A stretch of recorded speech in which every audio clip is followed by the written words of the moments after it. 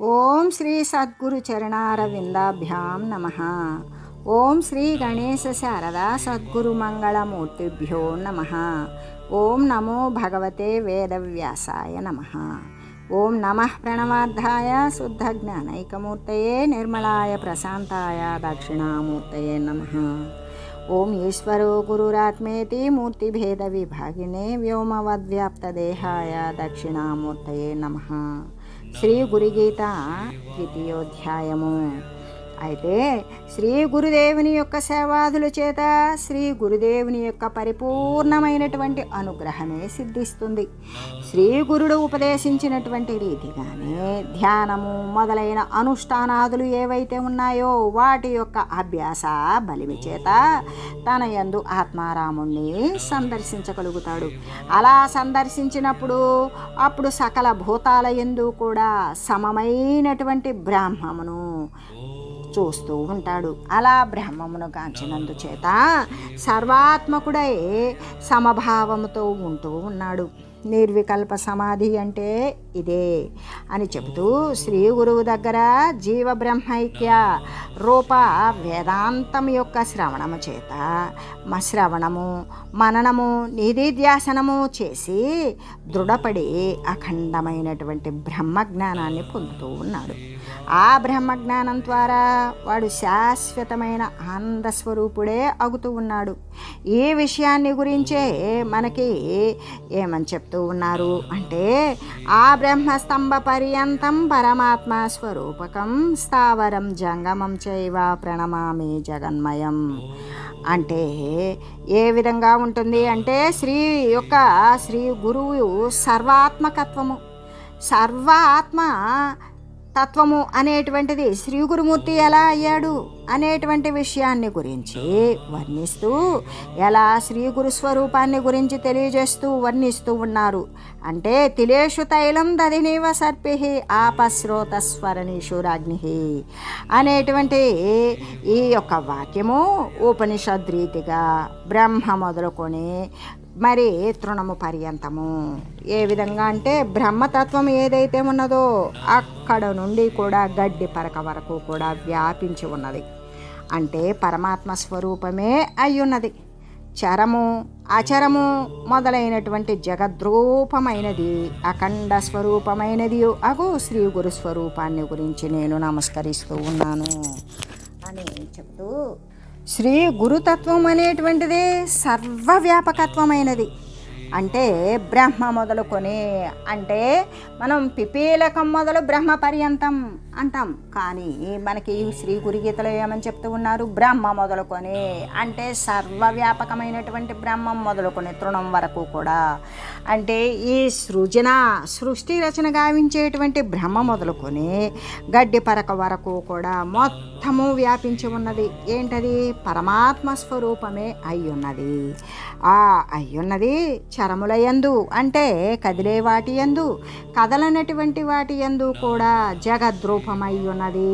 అంటే జగత్తు అంటే ఈ అంటే జనించుట, గత్ అంటే గతించుట, అంటే పుట్టి చచ్చేటువంటి ఏ దేహాలైతే ఉన్నాయో అనేకాలు అవన్నీ కూడా జగద్రూపమే అయ్యున్నవి. ఆ యొక్క శరీరాల యొక్క రాకపోకలు కలిగినదే జగత్తు. ఆ జగద్రూపమే అయి ఉన్నటువంటి అఖండ స్వరూపము, ఖండము లేనటువంటిది. అదే అటువంటిదే శ్రీ గురు పరబ్రహ్మ స్వరూపము. అంటే చీమ మొదలుకుని బ్రహ్మ పర్యంతము ఉండేటువంటిది సర్వేక సమస్తము, రెండవ వస్తువు లేనిది, సదా సచ్చిదానందమైనటువంటి సత్య నిరంజ్యోతి, సత్య పరంజ్యోతి స్వరూపమైనటువంటి నిత్య పరంజ్యోతి స్వరూపమైన, నిత్య నిరతిశయానంద స్వరూపమైన, సర్వవ్యాపకమైన, మరి రెండవ వస్తువు లేనిదైనా అంతా పరబ్రహ్మ స్వరూపమే అయినా దానిని గురించి తెలియజేసేటువంటి శ్రీ గురు స్వరూపాన్ని కూడా పరమాత్మ స్వరూపమే. మరి ఆ పరమాత్మ స్వరూపం ఏదైతే ఉన్నదో సర్వానికి ఆధారమైనది, దానిని గురించి తెలియజేసేటువంటి శ్రీ గురు పరమాత్మ కూడా పరంజ్యోతి స్వరూపుడే అని చెప్తూ శ్రీ గురు స్వరూపాన్ని గురించి అటువంటిదే అయినటువంటి శ్రీ గురు స్వరూపాన్ని గురించి నేను నమస్కరిస్తూ ఉన్నాను అని చెబుతూ, అంతేకాదు వందేహం సచ్చిదానందం భావాతీతం జగద్గురుం నిత్యం పూర్ణం నిరాకారం నిర్గుణం స్వాత్మ సంస్థితం. అంటే పరమాత్మ గురు స్తోత్రాన్ని చేస్తూ ఉన్నారు. ఏ విధంగా అంటే వందేహం సచ్చిదానందం, సచ్చిదానంద స్వరూపుడు. సత్తు ఏ శాశ్వతమైనటువంటి వస్తువు ఉన్నదో, సమర్థత కలిగినటువంటి వస్తువు ఉన్నదో అటువంటి సత్తు. చిత్తు అంటే ఏ చిత్త రూపమైనటువంటి చిత్త వృత్తి రహితమైనటువంటి రూపముతోటి ఆనందతత్వాన్ని పొందుతాడో అటువంటి చిదానంద స్వరూపం ఏదైతే ఉన్నదో, ఆ సచిదానంద స్వరూపం ఏదైతే ఉన్నదో అది మరి అటువంటి వాడే శ్రీ సద్గురు స్వరూపుడు. అంతేకాదు అంటే సచిదానంద స్వరూపుడు, సత్తు చిత్తు ఆనందరూపుడైనటువంటి వాడు భావాలకు అంతఃకరణానికి కూడా అతీతుడు. భావాలు అంటే ఏదైతే ఆలోచన చేస్తామో, ఏదైతే భావిస్తామో అటువంటి వాటికి అంతఃకరణమునకు, అంతఃకరణము అంటే జీవుడు, జీవుడు అంటే శరీరాంతర్గతంగా ఉన్నటువంటి ఏ జ్ఞానం అయితే ఉంటుందో ఆ జ్ఞానము ఊర్ధ్వంగా మళ్ళితే ఈ యొక్క మరి జ్ఞాన మార్గంలో మళ్ళీ ఆజ్ఞా చక్రము నుండి సహస్రార చక్రమునందు స్థిరపడి సద్గురు స్థానాన్ని చేరి అక్కడ పరబ్రహ్మశక్తి వంతమైనటువంటి పరమాత్మతత్వాన్ని తెలుసుకునేటువంటి ఏ శక్తి అయితే ఉంటుందో అది మరి అంతఃకరణము అని చెప్పబడేటువంటి జీవుడు. అందుకే జీవుడు లేదా జ్ఞానము అంటాం దానిని. జ్ఞానము మనసు, బుద్ధి, చిత్తము, అహంకారము వీటినే అంతఃకరణము అనేటువంటిది. ఈ అంతఃకరణానికి కూడా అతీతుడైనటువంటి వాడే సచ్చిదానంద స్వరూపుడు. భావాలకు అంతఃకరణాలకు కూడా అతీతుడైన వాడు. అంటే వాడు ఎటువంటి వాడు? నిత్యుడు అంటే శాశ్వతమైన వాడు, పరిపూర్ణుడు, సర్వము నిండి ఉన్నవాడు. మరి ఈ చూడబడేదంతా అది కూడా ఆయనే అయి ఉన్నవాడు. నామరూపాలు లేనివాడు. మరి జగత్తుకి నామరూపాలు ఉన్నవి. మరి జగత్తు ఎందులోని భాగం? పరబ్రహ్మతత్వంలోని భాగమే. అయితే ఈ జగత్తును చూసినంతసేపు ఈశ్వరుణ్ణి చూడలేము. ఈశ్వరుణ్ణి చూసినప్పుడు జగత్తు కనబడదు. ఆ విధంగా నామము రూపము లేనటువంటి వాడు ఎవడు అంటే సచ్చిదానంద స్వరూపుడైన వాడు. అంతేకాదు వానికి మరి గుణాలు ఉండవా అంటే త్రిగుణాతీతుడు, సత్వరజస్తమో గుణాలకు అతీతమైన స్థితిలో ఉన్నవాడు. నాలో నిరంతరము వెలుగువాడు అంటే ఇప్పుడు మాట్లాడినా, కదిలినా, చూసినా, సర్వేంద్రియాలకు చలనం కలిగించిన సర్వసత్తాక ప్రతిపత్తి అయిన సర్వవ్యాపకత్వాన్ని గురించి మాట్లాడాలి, చెప్పాలి అన్నా కూడా నాలో ఉండి వెలిగేటువంటి సర్వసాక్షిత్వ స్వరూపంలో చైతన్యవంతమై దీప్తిమంతమై ఉండేటువంటి ధీమంతంతో వచ్చేటువంటి ప్రతి ఒక్క మాట కూడా నాలో నిరంతరం వెలిగేవాడి యొక్క సామీప్యము చేతనే వస్తూ ఉన్నది అని చెబుతూ, అలాగే నాలో నిరంతరం వెలిగేటువంటి వాడు ఎవరు? సర్వలోక గురువు, సర్వానికి గురువు, సర్వలోకాలకి గురువు. ఇక్కడ లోకాలు అంటే మీది మిక్కిలి బ్రహ్మాండాలంటే 14 చెప్పుకుంటాం, లోకాలు అంటే 3 చెప్పుకుంటాం. ఏది? స్వర్గలోక, మరి పాతాళలోక, భూతలం అంటే భూలోక. ఇటువంటి లోకాలను 3 చెప్పుకుంటాం. ఈ 3 లోకాలు అనేటువంటివి ఏ విధంగా అంటే సర్వలోకాలకు కూడా గురువు అయిన ఆ సద్గురుమూర్తిని అంటే ప్రతి ఒక్కరికి కూడా స్వర్గలోకవాసులకి, భూతలవాసులకి, పాతాళలోకవాసులకు మాత్రమే దైవికాన్ని చెందేటువంటి జ్ఞానం అనేటువంటిది వసగబడి ఉన్నది. మరి సమస్త ప్రాణికోట్లు వారు ఇటువంటి దేహంలోనికి వచ్చిన తర్వాత మీది మిక్కిలి స్వర్గలోక పాతాళలోకవాసుల కంటే కూడా భూలోకవాసులకే ఇంకా అత్యధికమైనటువంటి ప్రాముఖ్యత. అంటే నరశరీరాన్ని, మానవ శరీరాన్ని ధరించిన వారికే ప్రధానంగా ఇది ఇవ్వబడి ఉన్నది. కాబట్టి అటువంటి తెలివితేటలు కలిగినటువంటి దైవక తెలివిని పురస్కరించుకొని దైవ మార్గాన్ని అనుసరించి దైవమునందు లీనమయ్యేటువంటి స్థితి కలిగి ఉన్నటువంటి దేహమే మానవ దేహము. అటువంటి దేహమును ధరించి సర్వలోకానికి గురువైన వాడు, సత్యాన్ని ప్రబోధించేవాడు, తిమిరాన్ని నశింపజేసేవాడు, ప్రకాశవంతంగా మార్చేవాడు, ప్రతి ఒక్కరూ కూడా పరమాత్మ స్వరూపంగానే తీర్చిదిద్దేవాడు అయిన సర్వలోక గురువైనటువంటి నా గురుదేవుని గురించి నేను నమస్కారం చేస్తూ ఉన్నాను అని శ్రీ గురుదేవుని యొక్క స్తోత్రము చేసి ఇంకా ఎలా చెప్తూ ఉన్నారు.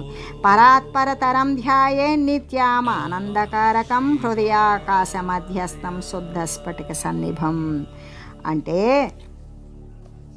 3 కాలాల యందు కూడా కాలాతీతుడై నిత్యుడైన వాడును, దేవతలు, గంధర్వులు, మరి ఇంకా కూడా గంధర్వ ధ్యానందముల కంటే కూడా విలక్షణమైన అఖండ పరమానందము కలిగించేవాడు, హృదయాకాశ మధ్యలో పరిశుద్ధమణిలాగా ప్రకాశించుచూ ఉంటున్న గురువుని ధ్యానించాలి. గురువు ఎటువంటి వాడు, ఎక్కడ ఉంటాడు, ఎలా ఉంటాడు అంటే త్రికాలముల యందు ఉండుచు. త్రికాలాలు ఏంటి? గతించిపోయిన కాలంలో ఉన్నాడు, రాబో కాలంలో ఉన్నాడు, మరి ఇప్పుడు ఉంటూ ఉన్న కాలంలో కూడా ఉన్నాడు.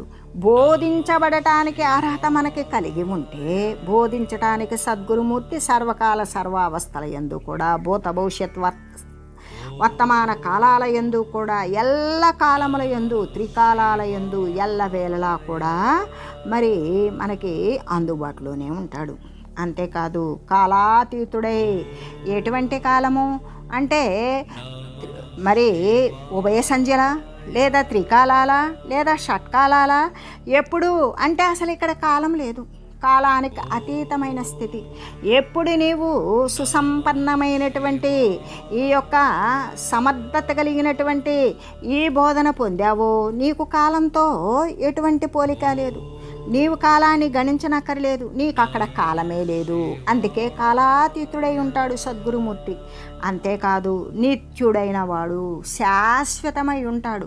పోయిన కాలంలో లేడు, రాబో కాలంలో ఉండడు, ఇప్పుడైతే ఉంటాడు అప్పుడు ఉండడు అని చెప్పుకోవడానికి సాధ్యము కాకుండా కాలాతీతుడై సమయము కాని సమయములు అనేటువంటిది వేళా విశేషాలను బట్టి కాకుండా సర్వకాల సర్వావస్థల యందు సర్వ సమయాల యందు కూడా శాశ్వతుడై నిత్యుడై ఉంటాడు అని చెబుతూ, అంతేకాదు ఇంకా కూడా ఆయన పొందేటువంటి ఆనందం ఎటువంటిది అంటే దేవతలు పొందేటువంటి ఆనందం కన్నా, గంధర్వులు పొందేటువంటి ఆనందం కన్నా, విద్యాధరులు పొందేటువంటి ఆనందం కంటే కూడా విలక్షణమైనటువంటి అఖండమైన పరమానందాన్ని కలిగిస్తాడు.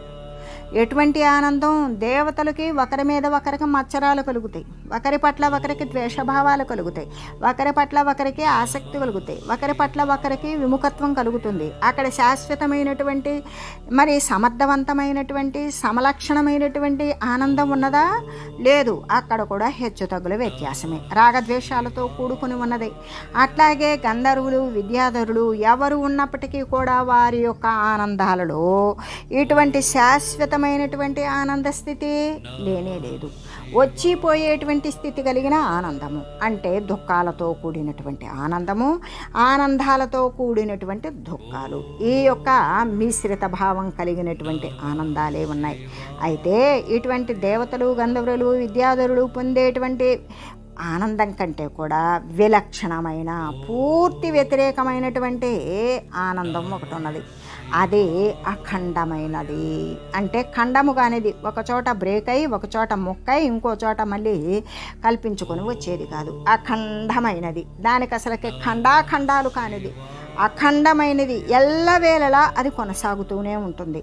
అఖండమైన పరమ ఆనందాన్ని కలిగజేస్తుంది, పరమ ఆనందాన్ని కలిగిస్తాడు. ఎవడు? శ్రీ సద్గురుమూర్తి. కొద్దిపాటి ఆనందాలకి నువ్వు తల్లడిల్లకురా, నీకు శాశ్వతమైన అఖండ పరమానందం ఉన్నది. అదే బ్రహ్మతత్వము, అదే పారమార్థిక తత్వము, అదే పరమాత్మ తత్వము అని చూపించి దానిని అనుసరింపజేసి ఆ తత్వాన్ని పొందింపజేసి పరమ ఆనంద స్వరూపాన్ని కలిగించేటువంటి వాడు శ్రీ సద్గురుదేవుడు. అంతేకాదు హృదయాకాశ మధ్యలో పరిశుద్ధమణిలాగా ప్రకాశిస్తూ ఉంటాడు. ఇక్కడ మనం హృదయము అన్నప్పుడు గుండె దగ్గర చేయబెట్టుకొని హృదయము అంటాము. అలా కాదు. అదే కొంతమంది అయితే ట్విన్ హార్ట్ మెడిటేషన్ అని చెప్తారు. అంటే ఈ గుండె దగ్గర ఈ సహస్రార స్థానంలో, అంటే ఈ యొక్క తల శిరస్సు యొక్క మధ్య భాగంలో ఈ రెండు యొక్క ట్విన్ హార్ట్, అంటే ఇదొక హార్టు ఇదొక హార్టు, ఈ జంట హృదయాల ధ్యానము అనేటువంటిది కొంతమంది చేస్తారు. కానీ అసలు అటువంటివి ఏమి కూడా టెక్నికల్ వర్డ్స్ అనేటువంటివి ఇందులో లేవు. ఎందుకు అంటే టెక్నికల్ అనేటువంటిది సాంకేతికత అనేది మధ్యలో కనిపెట్టబడినది, కానీ సనాతనమైనది మధ్యలో కనిపెట్టబడినది కాదు. సనాతనమైనదే అధునాతనంగా వచ్చింది. సనాతనములో, గతంలో, పూర్వంలో లేకనే ఇప్పుడు మళ్ళీ క్రొత్తగా ఎలా పుట్టుకొచ్చింది? లేదు. అదే అధునాతనమైనటువంటి విషయాలను సంతరింపజేసుకున్నా కూడా సనాతనమైనటువంటి విషయాన్నే అనుసరించవలసి వస్తుంది. అందుకే అటువంటి పరమ ఆనందాన్ని కలిగించేటువంటి వాడు శ్రీ సద్గురుమూర్తి. ఆయన హృదయాకాశ పద్మంలో, హృదయాకాశం మధ్యలో, మనం ఇప్పుడు హృదయాకాశం అనేటువంటిది ఏమని చెప్పుకున్నాము అంటే సహస్రార స్థాన మధ్య భాగము. సహస్రారము, సహస్రార కమలము అంటే 1000 దళములు లేదా అంతకన్నా ఎక్కువగా ఉన్న దళములు కలిగినటువంటి కమలం వికసించి శిరస్సు నడి మరి భాగంలో ఉన్నటువంటి దానిలో ఎవడైతే ఈ ఆధార స్వాధిష్టాన మణిపూరక అనాహత విశుద్ధ ఆజ్ఞ మరి సహస్రార చక్రాల దగ్గరకు ఎవరైతే నిరాఘాతంగా ప్రాణాయామాలు చేసేటువంటి అలవాటు ఉన్నవాడు ఆ యొక్క జీవుణ్ణి లేదా మనసుని లేదా శ్వాసని లేదా హంసని ఎవడైతే తన యొక్క నిగ్రహానుగ్రహాలకు లోబడి వశపడుకునేటట్లు చేసుకుని అటువంటి అభ్యాస వశము చేత రేచకపూరక కుంభకాదుల ద్వారా ఎవరైతే ప్రాణాయామాదులు చేయగలరో అటువంటి వానికి సహస్రార స్థానము అంటే కరతలామలకం వానికి తెలిసిపోతుంది. ఎక్కడ తన యొక్క శ్వాసని ఎంతసేపు ఎలా నిలిపి ఉంచగలం, ఎప్పుడు దానిని అవసరం లేనప్పుడు బయటికి పోయేటట్టు నడిపించగలం, ఎప్పుడు లోపలికి స్వీకరించగలం అనే విషయాన్ని వాడు ఇటువంటి శ్వాస ప్రక్రియ అనేటువంటిది చేసిన వాడికి బాగా తెలుస్తుంది. అంటే ప్రతి ఒక్క చక్రమునందు కూడా ఆధారమైనటువంటి మరి ఆశ్రితమైనటువంటి అధిష్టాన దేవతలకు తృప్తి కలిగిస్తూ ప్రతి ఒక్క చక్రమునందు కూడా ఉండవలసినటువంటి గాయత్రి జపము అంటే మనము మనసు చొప్పించకుండానే అది మనం మనసు చొప్పించకపోయినా గుర్తించకపోయినా దానంతటకు అదే జరిగేటువంటి గాయత్రి జపము. కాబట్టి ఇది జపగాయత్రి అంటే బుద్ధిపూర్వకంగా మనఃపూర్వకంగా అనుసరించేది. ఇక్కడ అనుసరించేటువంటి తత్వం చాలామందికి తక్కువ. అందుకని దానిని మనం అనుసరించకపోయినా ఆ జపగాయత్రి, మనం జపించకపోయినా దాని అంతటికి అదే జపించుకుంటూ ఈ యొక్క ఆధారం నుండి సహస్రారం వరకు కూడా తిరుగుతూ ఉంటుంది. దీనిని హంస సంచారం అని చెప్తాం. అందుకే ఈ హృదయాకాశ మధ్యలో ఉన్నటువంటి పరిశుద్ధమణిలాగా ప్రకాశిస్తూ ఉంటుంది. అంటే అక్కడ దేదీప్యమానంగా జ్ఞానజ్యోతి ప్రకాశవంతంగా ఉంటుంది. అదే సద్గురుని సింహాసనం అనవచ్చు, లేదా పద్మకర్ణిక ప్రకాశము అనవచ్చు, లేదా జ్ఞాన తేజస్సు విరాజిల్లుతుంది అనవచ్చు, లేదా బ్రహ్మవర్చస్సు అనవచ్చు. ఇటువంటివన్నీ ఎన్నో రకాల పేర్లు.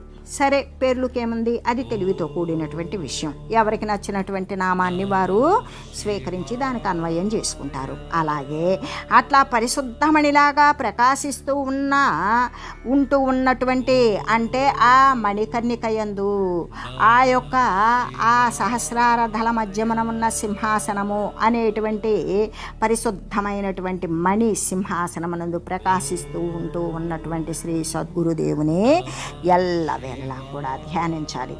అలా ధ్యానించినప్పుడు అది ఏమవుతుంది, హృదయము అనేటువంటిది ఏంటి, పుండరీకము. మళ్ళీ కూడా ఇంకొకసారి తెలియజేసుకుందాం. హృదయము అనేటువంటిది సహస్రార స్థానాన్నే హృదయము అంటాం, దానినే బ్రహ్మస్థానము అంటాం, దానినే గురుస్థానము అంటాం, దానినే 1000 రేకులు కలిగినటువంటి కమలస్థానం అంటాం, దానినే దహరాకాశము అంటాము. అంతేకాని హృదయము అన్నప్పుడు గుండె అనేటువంటి ఒక అవయవానికి సంబంధించినటువంటిది కానే కాదు అని చెబుతూ, అందుకే ఏ విధంగా అంటే హృదయము అనేటువంటిది ఏంటి, పుండరీకములాగా అంటే కమలములాగా ఉంటుంది, ఒక పద్మములాగా ఉంటుంది. దానిలో ఉన్నట్టు ఆకాశము, ఆ పుండరీకంలో ఆ కమలం మధ్యలో ఉన్నటువంటి ఖాళీలో ఏముంటుంది? నిర్మలంగా ఉంటుంది. అంటే మాలిన్యరహితమై ఉంటుంది. అదే బయలు అని చెప్పబడుతుంది. అదే పరమాత్మ తత్వము అని చెప్పబడుతుంది. బయలు అనేటువంటి పదం ఎక్కడ విరివిగా వాడబడుతుంది అంటే ఎరుక పరిపూర్ణాలు అనేటువంటి విషయంలో తెలియజెప్పేటప్పుడు ఎక్కువగా బయలు అనేటువంటి పదాన్ని ఉపయోగిస్తూ ఉంటారు. ఇక్కడ బయలు అనేటువంటిది పరమాత్మనే అర్థం. ఎరుక నిరసించినటువంటి పరిపూర్ణ స్వరూపం ఏదైతే ఉన్నదో అదే బయలు అని చెప్పడం. అంటే ఇక్కడ పదాల యొక్క విభజన తప్ప సర్వము పరమాత్మ స్వరూపమే అని తెలియజేస్తూ, దానిలో ఎవరుంటారు? చైతన్య స్వరూపుడై సర్వదా ప్రకాశిస్తూ ఉంటాడు పరమాత్మ స్వరూపుడైన శ్రీ గురుమూర్తి. అందుకే ఏమని చెప్తారు అంటే హృదాకాశే చిదాదిత్యే సదా భాసతి భాసతి. అంటే హృదయము అంటే అనే ఆకాశమునందు సర్వకాల సర్వావస్థల యందు కూడా ప్రకాశిస్తూ ఉంటాడు.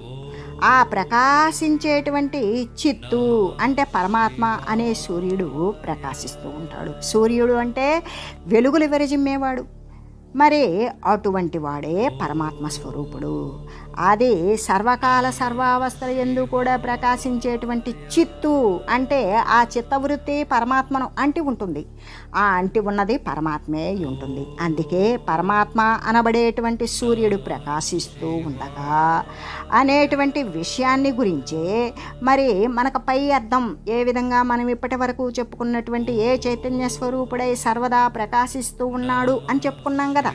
హృదయమను అటువంటి కమలము మధ్యలో ఉన్న ఆ ఆకాశంలో మాలిన్యరహితమైనటువంటి ఆ చైతన్య స్వరూపుడే సర్వకాల సర్వావస్థల యందు మరి ఎటువంటి సమయము విశేషము వేళ అనేటువంటిది లేకుండా అన్ని వేళలలోనూ అన్ని కార్యాల యందు అన్ని కాలాల యందు కూడా ప్రకాశిస్తూ ఉంటాడు అని చెప్పుకుంటూ, అందుకే పరమాత్మ యొక్క ప్రకాశం ఏ విధంగా ఉంటుంది? పరిశుద్ధమై ఉంటుంది. అంటే అంత పరిశుద్ధమై ఉన్నది అంటే సర్వ సంతాపాలు కూడా హరించి వేస్తుంది. అంటే అక్కడ అజ్ఞానము అనేటువంటిది లేశమాత్రం కూడా లేకుండా హరించి వేస్తుంది. హరించి వేసి ప్రకాశత్వంతో భాసిల్లుతూ ప్రకాశిస్తూ ఉంటుంది అని తెలియజేస్తూ, ఓం మంగళం శ్రీ గురుదేవాయ మహనీయ గుణాత్మనే సర్వలోక శరణ్యాయ సాధురూపాయ మంగళం. ఓం లోక సమస్త సుఖినో భవంతు. ఓం శ్రీ సద్గురు పరబ్రహ్మార్పణమస్తు. ఓం తత్సత్.